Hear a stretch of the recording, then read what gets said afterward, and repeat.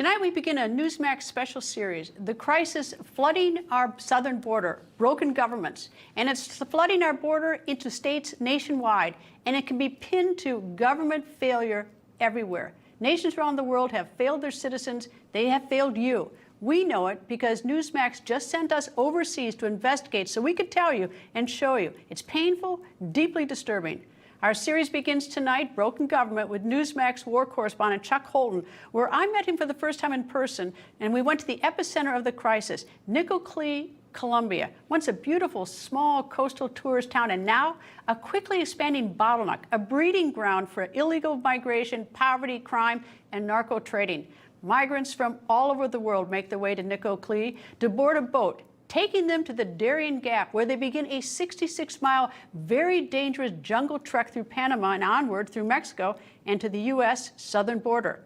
This starting point, Nicoclí, is very dangerous, and this one small piece of beauty is now the microcosm of global government failure.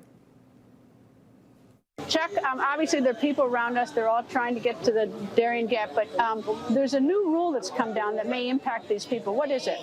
So the United States and Panama and Colombia just recently met together in Panama to try to make a decision about what to do about this, because the numbers here are up so dramatically. When I started reporting on this, like 2012, 45,000 people in a year was a record. Last year they had 250,000 people, and this year it's grown so much that they're talking about adding another 100,000 to that, and Panama is just completely overwhelmed. As you can see here, this area is just completely overwhelmed, and they just don't know what to do about it. It just keeps getting worse. So there were some firefights between the drug runners and the cartels and the Santa Front Border Police last week, and that caused a real sort of panic among the government officials between Colombia and the United States and Panama. So they got together and they decided, they announced that they're going to shut down this route for 60 days minimum. Now, we've talked to people here. Many of these people hadn't even heard about that, but those that had heard about it have said one of two things. Basically, good luck. Good luck with that. It's a trackless jungle. They'll just change and go to a different area. And the other ones say, well, what are we supposed to do? We've sold everything. We sold our houses. We don't have anything to go back to. Many of them have already traversed through a dozen countries to get here. Those from Africa and from the Middle East and from China have already been trekking for a long time. So going back home really isn't an option for them. But what is an option is staying here. Most of them, you've already talked to some today, who have already been in Ecuador or Brazil or Peru or Chile for years, or here in Colombia. And they've been making a life. They've been making a living. They're well fed. They have iPhones. And the reason that they've decided to go to the United States now is because they're hearing from their friends and relatives in the United States that they can get in easily, they can get a job easily. This is the time to come. All right, so what's the U.S., Colombia, and Panama? What's their plan? Just to shut this down? Because this is a bottleneck. I mean, even I'm hearing the numbers, which are so unofficial. I mean, nobody knows if these numbers really mean anything, but the boats can take out legally 750 people a day, but they're bringing 1,500 people in a day. So it's not like the numbers are on the side of making this a smaller group. I mean, it gets bigger every day. That's right. There's not enough capacity, although they have increased the capacity here greatly. Even in the last year or two, there's a whole new dock set up over here that they built to add more boats. So the problem is it's causing incredible environmental damage throughout the Darien Gap. Trash everywhere, bodies, lots of people die in there. Some of the Indian villages that get their water source from the rivers, because they're the first, there's nobody upriver from them, can no longer drink the water because there are bodies rotting in the river that have tainted the water. And they have to bring in bottled water now. And you can imagine where all those bottles go. They just go right in the river.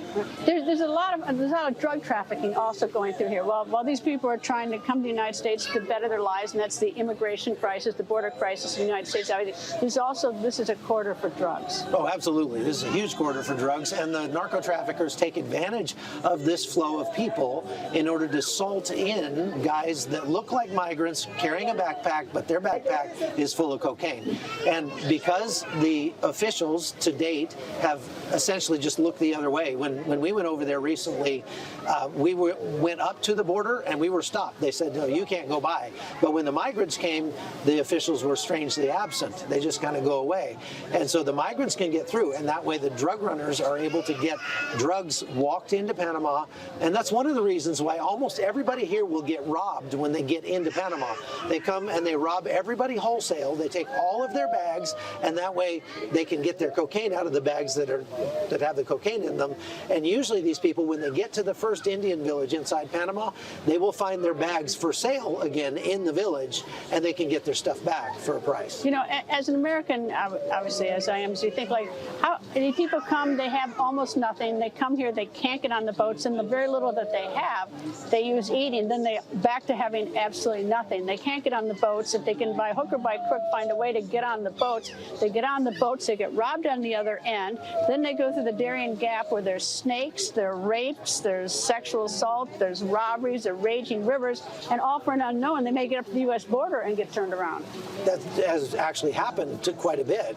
When Title 42 got put back in place, many of those people kind of ended up getting stuck, and we found that's going to be lifted, though. That's going to be lifted in May. It will be lifted, and that's one of the reasons you're seeing so many people right now. Because the word is out. The word is out that 42, which allowed the United States during a health crisis to hold everybody across the border, that's getting lifted in May. That's right. These people understand that better than most Americans do because it's their life. But as you were saying, you know, they come up here with nothing. Planning ahead is not a real big thing in these cultures, in many of the cultures that they come from. And I think it's very instructive to Americans to understand what a gap there is in our thinking, in our way of life, and what our expectations are from life and what theirs are. Because so many people you talk to here, you ask them about facing the dangers of the Darien Gap, and they say, it can't be any harder than where I just came from. It can't be any harder than living in Haiti or living in Venezuela or Cuba. And they are inured to that kind of hardship. To them, you know, bringing your baby through the Darien Gap, we would call that child abuse. That's horrible. How could you do that? You should be put in jail for taking your baby into the jungle like that. But for these people, they say, you know what, it's not a whole lot worse than where we came from. You know, it's amazing. I mean, I've met people from China, Africa, Haiti, Venezuela, Cuba yeah. Today. I mean, any other countries? Middle East. We ran into a couple of people from Indonesia. Yesterday from Bangladesh. And you saw a bunch of Chinese leave when? There were about 200 Chinese that left out of here. That's one of the big changes that we're seeing now. There are a tremendous number of Chinese coming through that we haven't seen up until recently. They're now the fourth largest group of people coming through this choke point through the Darien Gap. And that's very strange because the majority of the people that you see around here are destitute. They don't have, you know, they're coming because they are broke and they're looking for a better way of life. The people coming from China have tens of thousands of dollars. They pay up to $30,000 a person for this same crossing, and they have tons of money. They're staying in luxury hotels here. They've got iPhones, and so the question is why? When you ask them, they'll give you these kind of strange answers. Like I just had a woman tell me, well, I heard America's very beautiful, and I just decided I wanted to see it. So what's the real story? Well, that's the big question. That's what we're trying to answer. Do you think it's Communist China government is providing this and helping them, or do you think they're doing this to get away from the Communist China government? I've had some of them tell me that it's because of the extreme COVID measures that China has taken. They just can't take being welded inside their house anymore. But talking to some of the merchants here who sell the camping gear to these migrants, they have told me that they've found that a bunch of these Chinese are actually prisoners who were let out of prison in China and sent here to, you know, go away.